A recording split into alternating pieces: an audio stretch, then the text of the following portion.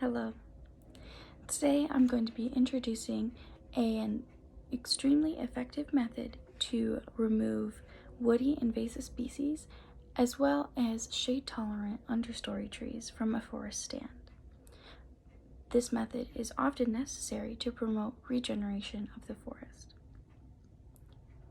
The method in question today is often referred to as the hack and squirt method, also referred to as the frill and spray method. Today I'm going to be discussing the reasons that this method is so effective and also explain how to implement this method yourself.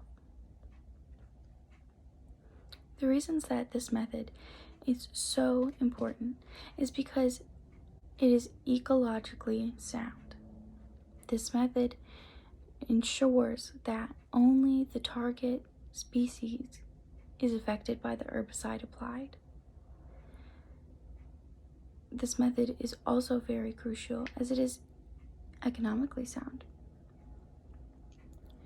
Herbicide is very expensive, especially the specific chemicals that are the most effective on a target species. This method ensures that only the target species is affected, limiting the waste of this expensive chemical. This method is also very effective as it only targets one species and one plant at a time. This method is also great as it works on a variety of stands. It can be effective on large and small tree stands, as well as effective on varying topography, such as steep slopes, which are often not able to use herbicide applications due to their high capacity for runoff, leading to the spread of the dangerous herbicides to non-target species. So the big takeaway here is that this method wastes the least amount. It only targets the species in question. So how does the hack and squirt method work? Well, you have to cut deep into the tree in question, deep enough that you have hit the live tissue. Now, you'll know that it's the live tissue because it will be lighter in color than the surrounding tissue, as the tree only is alive in the core where it is growing outwards.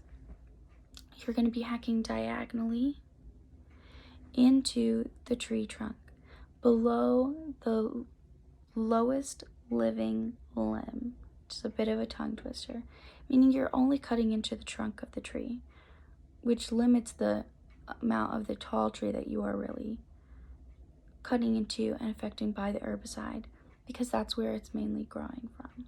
That's what sends up all of the nutrients needed to grow out the tree from the other limbs.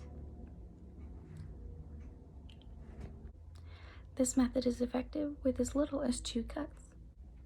One thing to be aware of is what time of the year you're cutting into this tree.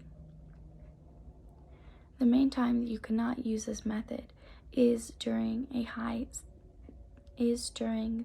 sap season, as the overflow of sap from the cuts that you make could spread and negate any effects of the herbicide in question.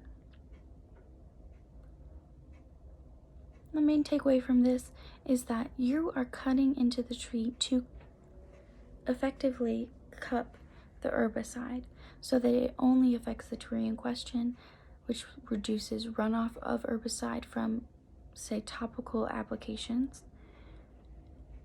So, key takeaways from this is that the hack and squirt method is extremely effective due to its high targeting and low waste method of applying herbicides to non-wanted species. Thank you for your time. Have a great day.